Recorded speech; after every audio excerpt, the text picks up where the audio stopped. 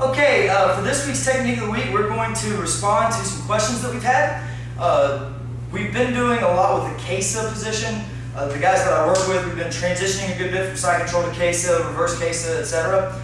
And one of the questions that we're getting asked commonly, both from subscribers on our website and as well as students in class, is about the head and arm position without the arm. So it's a modified Kesa. It's a sit out, a wrestler sit out. There's got to be 1,000 different names for it. I'm sure everybody's going to have a different one. So we're just going to show you what the position is, and you can call it whatever you want.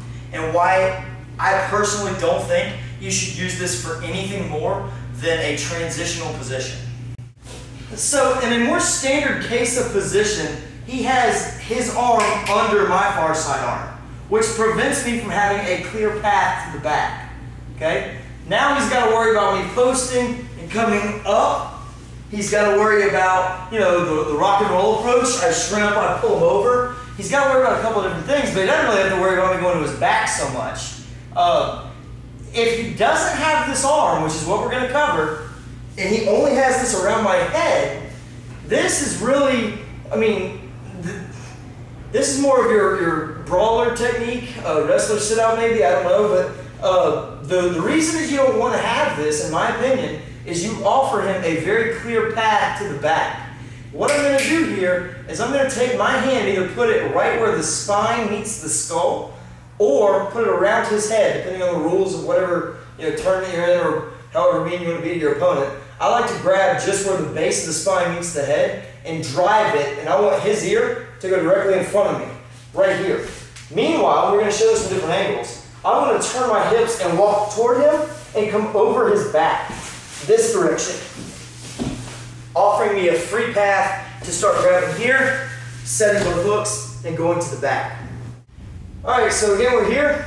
I'm going to drive the head straight down. Now pay attention to my hips. I'm turning them. I want to be facing him. Alright?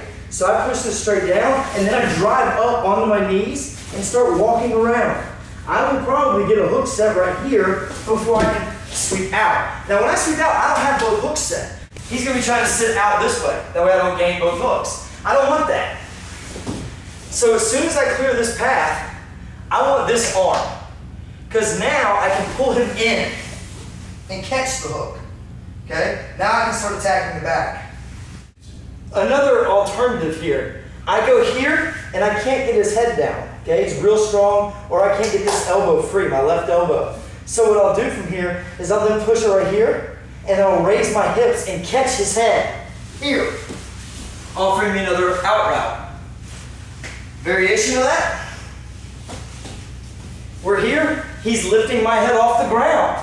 We've had a lot of people say that this really prevents him from escaping, and I agree, this is very uncomfortable. However, this hand, I'm going to drive it across his head. Watch my hips, turning toward him and running away from him, driving here. In short, a lot of different ways to escape the head and arm position. I don't even know what you would call it. It's a modified Kesa position. A lot of ways to escape it, and as you get to where you're grappling with more advanced guys who have a much better system of defense, you're going to find pretty quickly that you're going to have a harder time controlling them.